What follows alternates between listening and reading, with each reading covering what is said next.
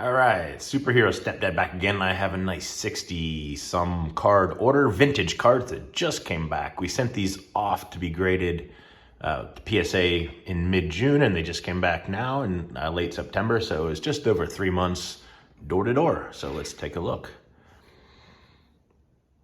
1917 Al Memo, I'm sorry if I'm pronouncing that wrong. It got PSA Authentic altered. I got this card. I wasn't even expecting this to be there when I got it in a box with some other cards, and I only paid a couple dollars. So I knew nothing about it, so I figured I would send it in. I didn't even know if it was a real authentic card, if it was a reprint. Good news is it's authentic. Bad news is it is altered. I'm assuming that back there, but it looks pretty rough there, but still, it's a card that's over 100 years old, so that's pretty cool. 1954 Dick Groat, PSA 4.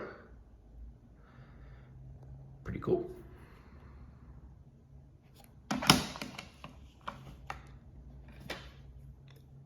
$1955 Jake Thies. I'm sorry again if I'm mispronouncing this. I got a lot of these. I went to a card show, and there was the Roberto Clemente Museum was there, and they had a bunch of cards for like $1 that were 1950s and vintage Pittsburgh Pirates cards. They were benefiting the Clemente Museum, so I bought a bunch of them, and I sent some of the better ones in.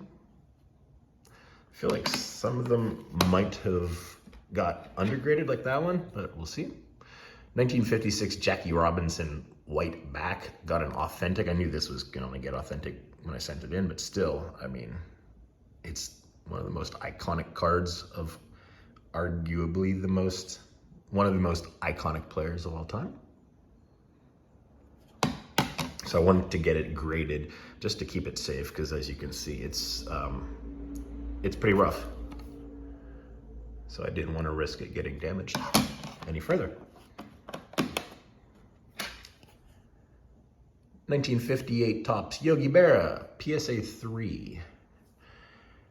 I don't know what they saw to drop this to a 3. It looks better.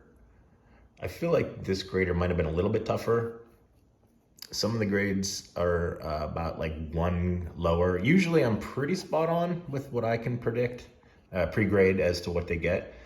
But I looked at some of these grades ahead of time, and for the most part, I was off by about 1 to 2. Some of them I was spot on, but I think I had this one pre-graded as a 5.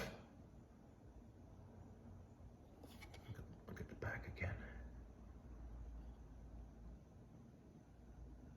Apologize for the glare of the window behind me, but still, it's an incredible card. That is one of those buy the card and not the grade, because this is one of the nicest looking 3s you're gonna see.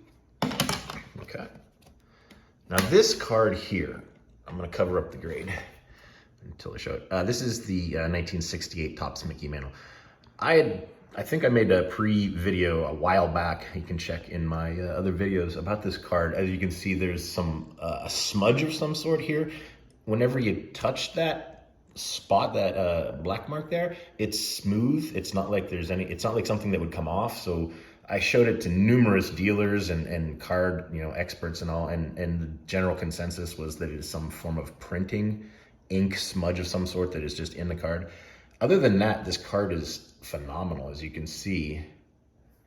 So nobody really knew how to grade it. I think I pre-graded this as a 3, just because that is such a detraction from the eye appeal, and it got a 2. So I mean, I'm not upset. It's just, other than that, that there's some wear on that corner, but other than that, this card is just fantastic, like near flawless centering. 3 of the 4 corners are incredible. Take a look at the back. There's a touch of white up there,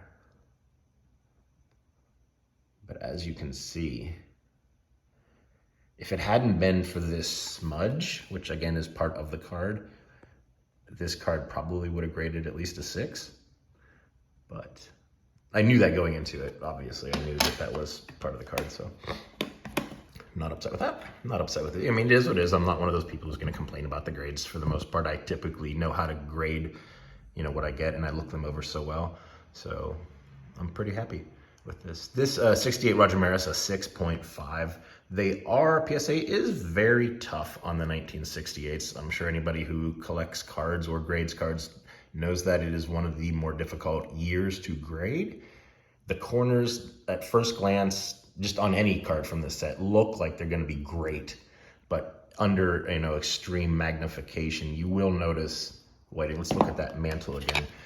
From a distance, like right here, you're like, oh, great. Now, if we look at it up close, hopefully, you can see, oh yeah, there's definitely some wear on that. And I'm sure that is enough wear there that would have dropped it without this much. That's why it would have got at least a 5, maybe a 6.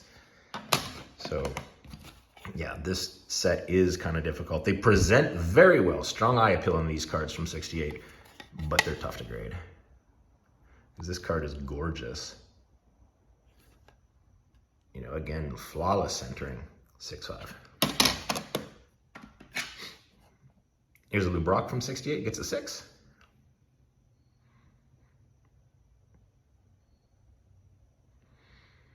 Looks like there's a touch of white chipping perhaps on the top border up there.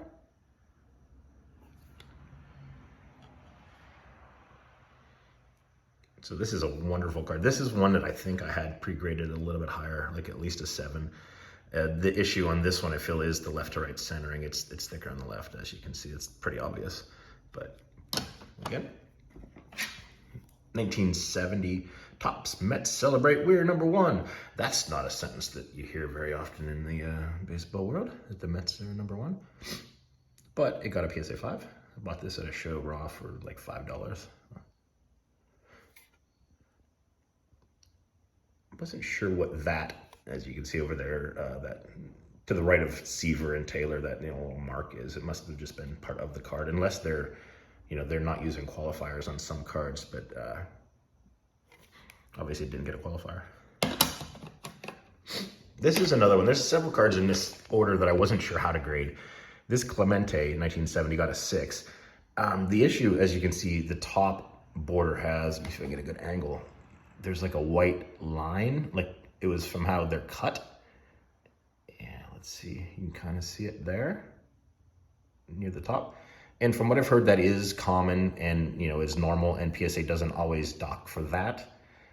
But they're going to take everything else into consideration. And this card wasn't perfectly centered. But other than that, it's not a bad copy. Back centering's not perfect. Top to bottom's off, left to right's off. So I feel like a 6, with the top to bottom centering being a bit rough and the left to right as well being rough. They probably, my guess is they did not take that line into consideration on the grading. Obviously, I don't know if at all, maybe 1 grade if they didn't have that line. Obviously, if that line wasn't there, it would have been a little bit better graded, but still, that's a beautiful card. Now, moving on to the 1971s, we have Dave Concepcion rookie, which got a 5. This is, as we all know, arguably the most difficult and infamous set to grade because every little chip, nick, everything shows, as you can see right there. There's a touch of white. The bottom border is much thinner. I'm gonna set these down so we can look at other grades. Here is a 71 Bert Blyleven, which got a 7. It's a beautiful card. I'm surprised actually that it got so high because the right border is way thinner, but the rest of this card is just pretty much immaculate. The corners are crisp. Everything else is fantastic. Although the top back there isn't the greatest. It looks like there's, that might actually be part of the grain or pulp of the card. I'm not sure if pulp is the right word, but still. Now this card got an 8, Johnny Jeter. Again, it was from the Roberto Clemente Museum. They said that there was a native to Pittsburgh who was a big Pirates fan, and he and his family donated just a bunch of cards to the museum, and they wanted to sell them at this show that I went to. And the cards were incredible. There's a few others coming up. And when I looked at them, they were just amazing, these 71s. So I'm like, yeah, I'm going to buy almost all of them. And I sent them in because, to get an 8 on a 1971, no matter who it is, just look at this. There's a tiny touch of white up there on the top left. And get it out of the background, you can see there better. Let's move those. But still, incredible looking card. Here's another one from that purchase. It also got an 8, George Brunet. I'm not sure how to pronounce the name.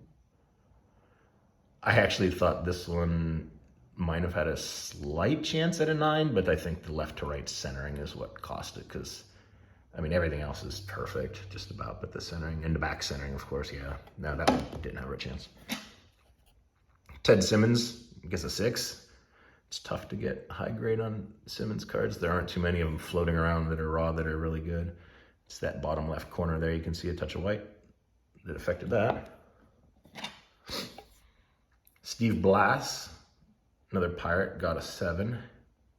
As you can see on the left, and more so on the right in this angle, going down the right border, the vertical border, it looks like it's lighter in color. I don't know if that is factory, how it comes out like that, or if that's from sun, you know, fading or something. And I don't know if that goes into consideration in the card, but you can definitely see, I hope you can see in this video how the coloring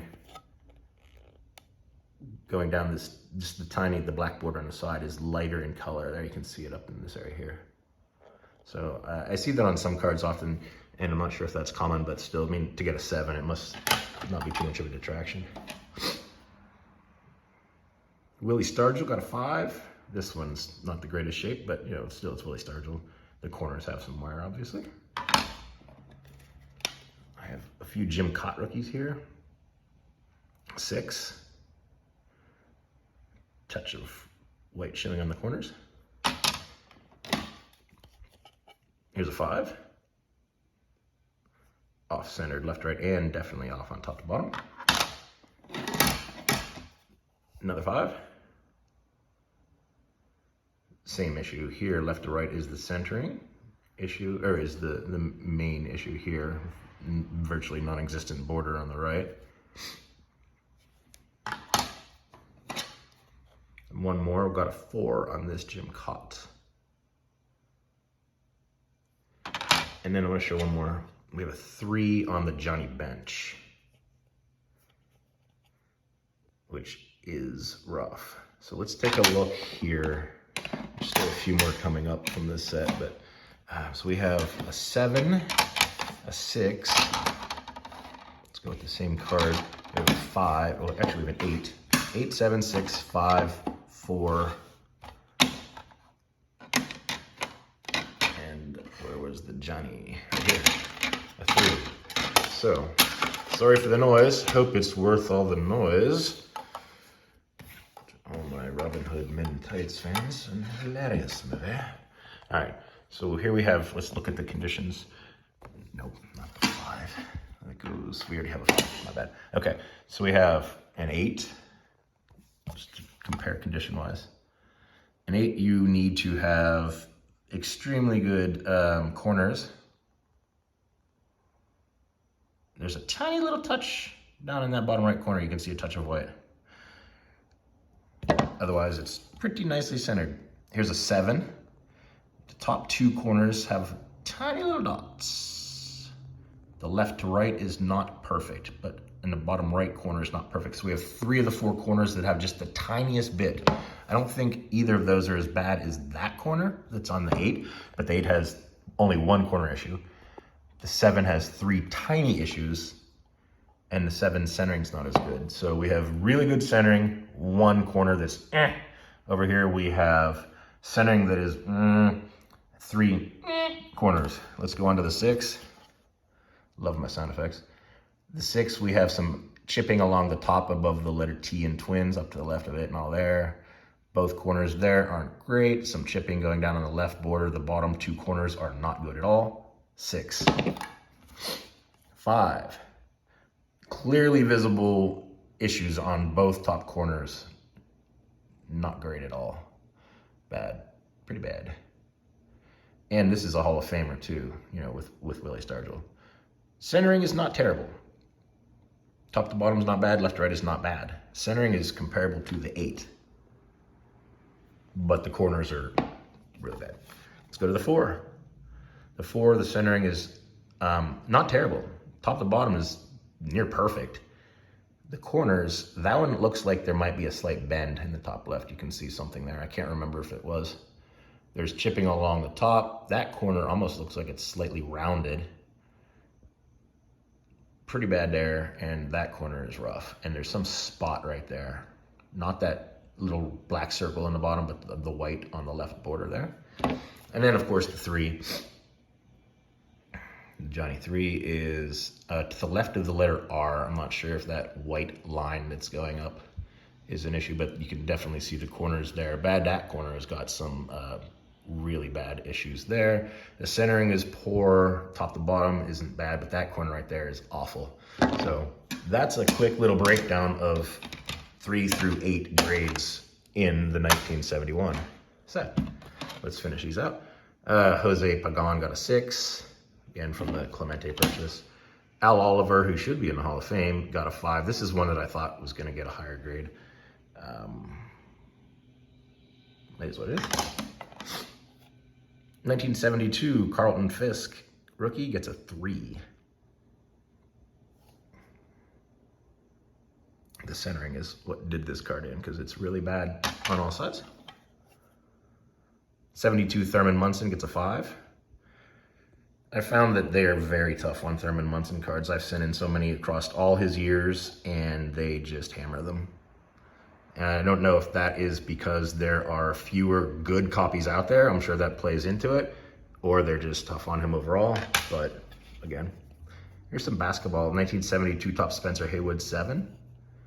Bought a few of these 72s, and they look really sharp. I had no experience grading these, so I didn't know what to expect. So centering looks pretty nice. Connie Hawkins got a 6. That card looks great.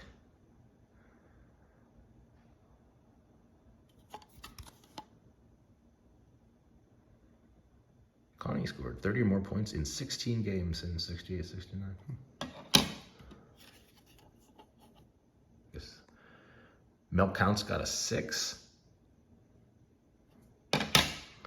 Back to Thurman Munson. As I was just saying, they hammer the cards and then I pull an 8. 1973 Munson gets an 8. But that card, yeah, I mean, the centering is flawless. Just a tiny bit off left to right. Top to bottom is about as good as you're going to get. And the back, where the issues are typically on this card because it has the black border, you can see a little bit on that top left. Looks like it's almost like a little bend or a nick of some kind, but that's probably what took it to an 8, because everything else is great. If that didn't have that little bend right there, it might have had a chance at a 9, which would have been one of the best cards I've ever graded. Nolan Ryan, 74, gets a 5. Graded so many of these, and this seems to be about par for the course. I feel like his inventory is drying up in the raw wild out there. There aren't too many great ones. 74 Reggie gets a 6. As you can see, again, I'm not complaining. I know it sounds like I am, but I feel like this grader must have, whatever. Because I go over these with a magnifier, like a 10x magnifying loop, and a high wattage light, and I spend a few minutes on each one and everything. And that is, of course, after I print them with my high quality photo printer to make sure that they're perfect to begin with. Yeah, just kidding. Just kidding. 74 Pete Rose gets a 5. Beautiful card for a 5. Dave Winfield rookie gets a 6. Now this one looks like it should have been worse, because that centering, especially on such an iconic and important card as this, is awful. Left to right centering. So that gets a 6, and that gets a 5. Now, I mean, there might have been other issues I don't recall, but okay. Another difficult set to grade. The 75 Topps Mike Schmidt gets a 6. My favorite player of all time. So many issues that can go wrong with these cards. This one, the George Brett rookie, got a 5. I was surprised because I think I had it pre-graded as a 4 or a 3, because I know how difficult they are when it comes to this card. I mean, it's one of the 2 or 3 most iconic cards of the 70s. So I expected it to be lower, and I was pleasantly happy with the 5. Pete Rose, 75, gets a 5. Nice copy. They just weren't in a good mood for Pete Rose. Cliff Branch, 75 gets a 7. I've sent in a bunch of these lately, and they've all come back 8s. I think this is the first 7, perhaps. But this one, it's fine. It's, as you can see, the centering is kind of left to right on that, so no worries. Let's show both of these. The George Brett 76. We got a 6 and we got a 5. I still believe, if I'm not mistaken, there's no PSA 10s of this card in existence. His second year. And there we can see 6 and a 5. This card is just like a common. It's Ron LaFleur 76 tops. And I thought if any card I've ever sent in from like the 70s had a shot at like a 10, this was it. It was perfect. It got an 8, but I only sent it in because it looked absolutely perfect. Everything about this card looked perfect. And it was basically like 9, PSA 9 or bust. With, I figured it's got like a 75% chance of getting a 9 and like a 2% chance of getting a 10. And then 13% chance or whatever's left of getting an 8, and I pulled the 8. But that's all good. 76 Johnny Bench gets a 6. Still one of my favorite cards. It just looks like a Wild Wild West card. He looks like he's about to get into a duel with Clint Eastwood or something. I don't know. Such a cool looking card. Jim Rice, 76 tops.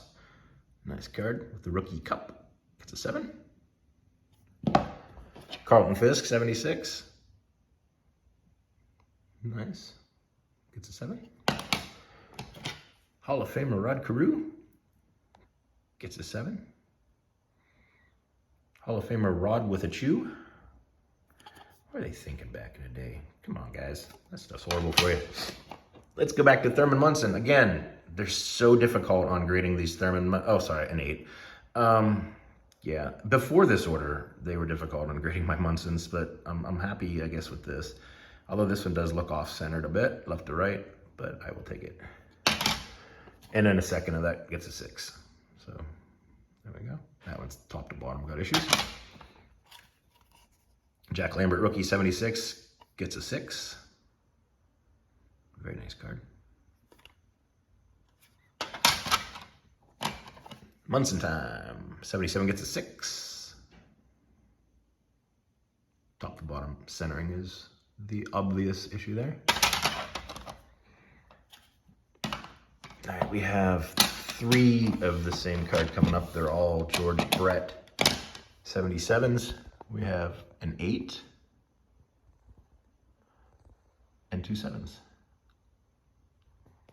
I was hoping that this one would get an 11. No, kidding. But I'm happy with it. It's a beautiful card. All right, last little stack here. 77 Carlton Fisk gets a 5. I don't know what the issue was. It must have been the centering because it's bad on both top, bottom, left, right. This was just a card that I got at that Clemente show. I believe it was like $1. 77 TCMA Renata Galasso, if that's how you pronounce all this. Got a 9. Beautiful card.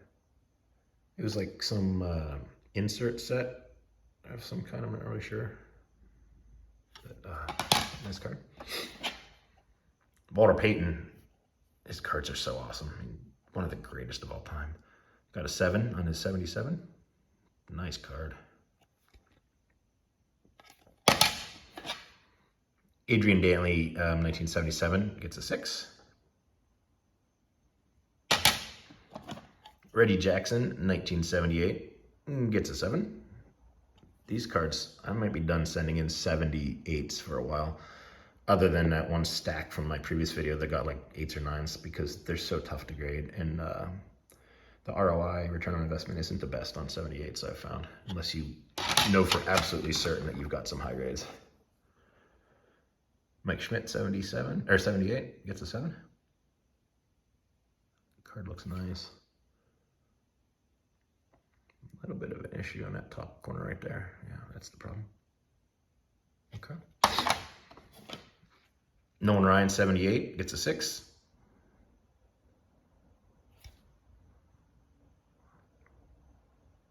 Bottom 2 corners are a problem. This beautiful 1978 Walter Payton gets an 8.